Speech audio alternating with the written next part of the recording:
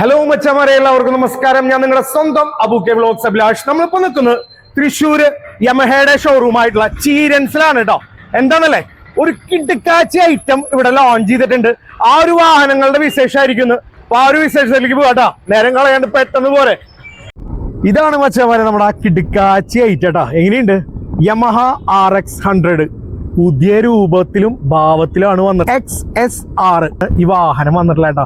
മൊത്തത്തിലുള്ള ലുക്ക് നിങ്ങളൊന്ന് നോക്കി നോക്കിയേ, പൊളിച്ചില്ലേ? ഇഷ്ടപ്പെട്ടൊന്ന് കമന്റ് ചെയ്യട്ടാ. അതുപോലെ ഇവന്റെ കൂടുതൽ വിശേഷങ്ങളിലേക്ക് പോകാട്ടോ.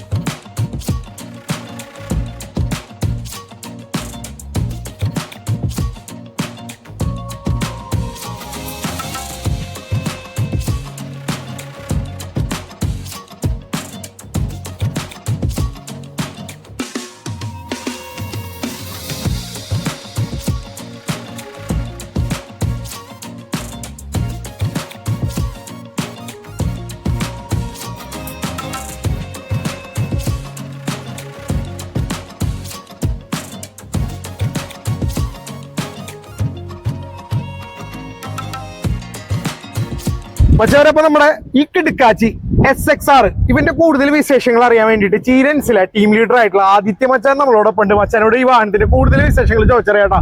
ആദിത്യ മച്ചാൻ നമസ്കാരം. എന്തൊക്കെയുണ്ട് വിശേഷം? ഓക്കെ മച്ചാനെ, നമ്മളിന്ന് വന്നിട്ടുള്ളത് ഈ ഒരു കിടുക്കാച്ചി ഐറ്റം, അതായത് 1985 RX 100 എന്ന് പറയുന്ന ഒരു വാഹനം ഇറങ്ങിയിട്ടുള്ളത്. അന്ന് തൊട്ട് ഇന്ന് വരെ അന്നത്തെ യൂത്ത് ആയിക്കോട്ടെ ഇന്നത്തെ യൂത്ത് ആയിക്കോട്ടെ ഒടുക്കത്തെ ഫാൻ ബേസ് ഉള്ള ഒരു വാഹനമാണ് അല്ലെ. അപ്പൊ ആ ഒരു RX 100 അടിമുടി മാറിയിട്ടാണ് ഇപ്രാവശ്യം വന്നിട്ടുള്ളത്. അപ്പൊ ഇവന്റെ കൂടുതൽ വിശേഷങ്ങൾ അറിയണം നമുക്ക്. അതറിഞ്ഞാലോ? പിന്നെന്താ, അബുബ്രോ പറഞ്ഞ പോലെ തന്നെ ആ കാലഘട്ടത്തിലും നമ്മൾ ഇന്ന് നിൽക്കുന്ന കാലഘട്ടത്തിലും ഒടുക്കത്ത ആരാധനയുള്ള വാഹനമാണ് യമഹയുടെ RX 100. ആ ആരാധകർക്ക് വേണ്ടി വീണ്ടും യമഹ സൃഷ്ടിച്ചിരിക്കുകയാണ് ഇവനെ. അബ്രോയുടെ ഭാഷയിൽ പറയുന്ന ഒരു കിടുക്കാച്ചി ഐറ്റം. ജെന്റ്സ് ആയിക്കോട്ടെ ലേഡീസ് ആയിക്കോട്ടെ സുഖമായിട്ട് ഹാൻഡിൽ ചെയ്യാൻ പറ്റുമല്ലോ അല്ലെ വാഹനം. പിന്നെന്താ, ഇപ്പൊ എന്റെ ഒരു ഹൈറ്റ് എന്ന് പറയുമ്പോൾ 5.11 ഹൈറ്റ് വരും. ഇപ്പോ ഹൈറ്റ് കൂടുതലുള്ളവർക്ക് ഒരു ഡൗട്ട് ഉണ്ടോ, ഞങ്ങൾ ഈ വണ്ടി എടുത്തു കഴിഞ്ഞാൽ അവർക്ക് എന്തെങ്കിലും നെഗറ്റീവ് ആവോ ഓടിക്കാൻ? അതായത് നമുക്ക് ആ ഇരിക്കുന്ന സമയത്ത് എന്താ പറയാ, മുട്ട് കൂടുതൽ കയറി നിൽക്കോ കാര്യങ്ങൾ തോന്നും. അപ്പൊ ഞാൻ ഇപ്പൊ എന്റെ ഹൈറ്റ് 5.11 അപ്പൊ ഇതിന്റെ ഒരു റൈഡിങ് പൊസിഷനിൽ ഞാൻ ഇരുന്ന് കഴിഞ്ഞു. ഇപ്പൊ എന്റെ ഹൈറ്റ് നോക്കി നോക്കിയേ. എനിക്ക് അതിൽ ഈ വണ്ടി ഓടിക്കുന്നതിന് ഒരു നെഗറ്റീവ് ഉണ്ടാവില്ല. കറക്റ്റ് ആ മുട്ട് നമുക്ക് ഈ ഒരു ടാങ്കിന്റെ ബേസിലേക്ക്. അതെ. ആദിത്യ മച്ചാനെ, ഈ ഒരു മോഡലിനെ കാണുമ്പോഴേ നമ്മുടെ റോയൽ എൻഫീൽഡിൽ ഒരു കുഞ്ഞനുണ്ട് 100, ആ പോലെ തോന്നുന്നുണ്ട്.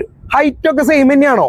അല്ല, ഇതിന്റെ ഹൈറ്റ് വരുമ്പോ നമുക്ക് 48.6 ഇഞ്ച് ഹൈറ്റ് വരുന്നുണ്ട്. ഓക്കെ, ഒന്നും കൂടി ഹൈറ്റ് 100 അപേക്ഷിച്ച് ഒന്നും കൂടി ഹൈറ്റ് കൂടുതലാണല്ലോ അല്ലെ.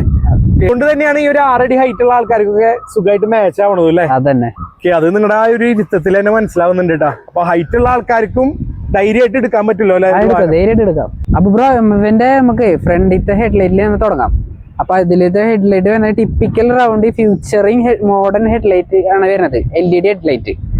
അതിനോടൊപ്പം തന്നെ ഒരു കുഞ്ഞൻ ഇൻഡിക്കേറ്റേഴ്സ് വന്നിട്ടുണ്ടല്ലോ അല്ലെ. അത് 4 ഹസാർ ലൈറ്റും നമുക്ക് സപ്പോർട്ട്. DR മുകളിലാണ് വരുന്നതെന്ന് തോന്നുന്നു. അതെ അതെ, DR മുകളിലാണ് വരുന്നത്. സെൻട്രലായിട്ട് നമുക്ക് XSRന്റെ ഒരു ലോഗോയും വെച്ചിട്ടുണ്ട്. ഫ്രണ്ട് ഷോക്കപ്പ് നോക്കുകയാണെങ്കിൽ അപ്പോ USDയുടെ upside and down front shock up ആണ് നമുക്ക് വരുന്നത്. ബ്രോ, ഈ വണ്ടിയുടെ ഡിസ്ക് ബ്രേക്ക് വരുന്നത് 252 mm ആണ്. കൂടാതെ ഒരു അടിപൊളി അലോ വീൽസും വാഹനത്തിന് നൽകിയിട്ടുണ്ട്. അപ്പൊ ബ്രോ, വാഹനത്തിന്റെ ഫ്രണ്ട് ടയർ സൈസ് നോക്കുകയാണെങ്കിൽ 100/80/17 ആണ് വരുന്നത്. ബാക്ക് സൈഡ് പറയുകയാണെങ്കിൽ 140/70/17 ആണ് വരുന്നത്.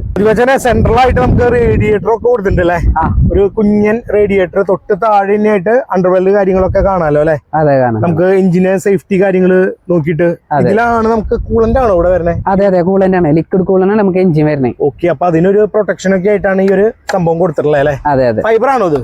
അതെ, ഫൈബർ ആണ്. നമുക്ക് വണ്ടിയുടെ സൈഡ് വ്യൂ നോക്കാം. അപ്പൊ ബ്രോ, ഈ വണ്ടിയുടെ സൈഡ് വ്യൂ ഇഷ്ടപ്പെട്ട?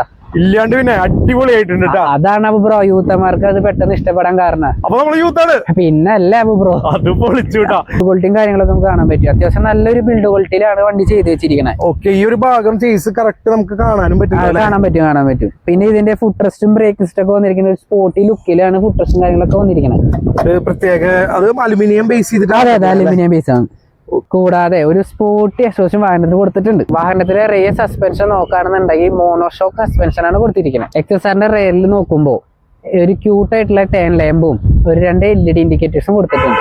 അപ്പൊ ബ്രോ ഇവന്റെ ഹൃദയഭാഗം നമുക്ക് നോക്കുകയാണെങ്കിൽ 155cc എഞ്ചിനാണ് വരുന്നത്.